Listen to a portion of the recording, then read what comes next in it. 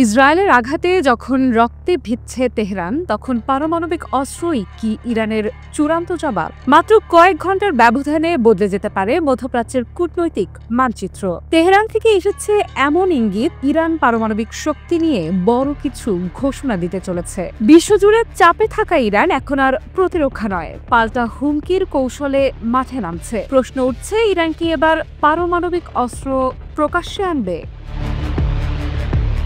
সূত্র বলছে, ইরান সরকারের অভ্যন্তরে চলছে সর্বোচ্চ পর্যায়ের আলোচনা। গত কয়েকদিনে ইসরায়েল যে ধরনের হামলা চালিয়েছে তা শুধু সামরিক ঘাঁটিতেই নয়, বরং সরাসরি ইরানের পারমাণবিক গবেষণা কেন্দ্র, অর্থনৈতিক হাব ও আবাসিক এলাকায়। এই আগ্রাসনের পরই ইরান বলেছে, যুদ্ধ চাপিয়ে দেয়া হলে আমরা আর চুপ থাকব না। ইরানের হাতে এখন রয়েছে প্রায় 400 কেজি 60% সমৃদ্ধ ইউরেনিয়াম। বিশেষজ্ঞরা বলছেন, এটা এক বা একাধিক পারমাণবিক বোমা তৈরির জন্য পর্যাপ্ত।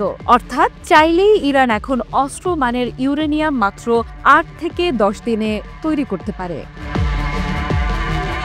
ইরান কি তবে সত্যিই পারমাণবিক অস্ত্র তৈরি করে ঘোষণা দেবে? এখানেই দ্বিধা। ইরানের সর্বোচ্চ নেতা আয়াতুল্লাহ আলী খামেনি আগেও বলেছিলেন, ইসলামে পরমাণু অস্ত্র হারাম। কিন্তু সাম্প্রতিক হামলা, বিজ্ঞানীদের মৃত্যু এবং ইসরায়েলের অব্যাহত আগ্রাসনের পর এই ফতোয়া কি বদলে যেতে পারে? তেহরান থেকে পাওয়া সূত্রগুলো বলছে, একটি পলিটিক্যাল ব্রেকআউট এখন শুধু সময়ের অপেক্ষা। দেশটির শীর্ষ নিরাপত্তা পরিষদ বৈঠকে বসেছে এবং তারা এমন একটি সিদ্ধান্তের দিকে এগোচ্ছে যা তেহরানকে পরমাণু শক্তিধর দেশের কাতারে বসাবে, হয়তো প্রকাশ্যে নয়তো ইঙ্গিতে।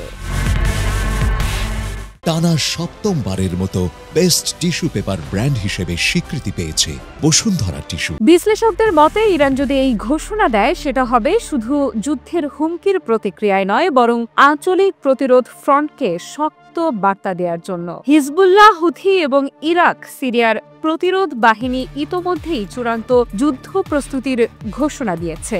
এবার কেন্দ্রবিন্দুতে ইরান। আন্তর্জাতিক মহল এখন টান নজরে রেখেছে তেহরানকে। আমেরিকা ও ইউরোপ চাইছে যেন ইরান এই ঘোষণায় না যায়, কারণ একবার যদি ইরান পারমাণবিক অস্ত্রকে সত্যি করে তোলে, তাহলে শুধু ইসরায়েল নয়, পুরো মধ্যপ্রাচ্য পারমাণবিক দৌড়ে জড়িয়ে পড়বে। আফরিদা ইফরাত, নিউজ 24।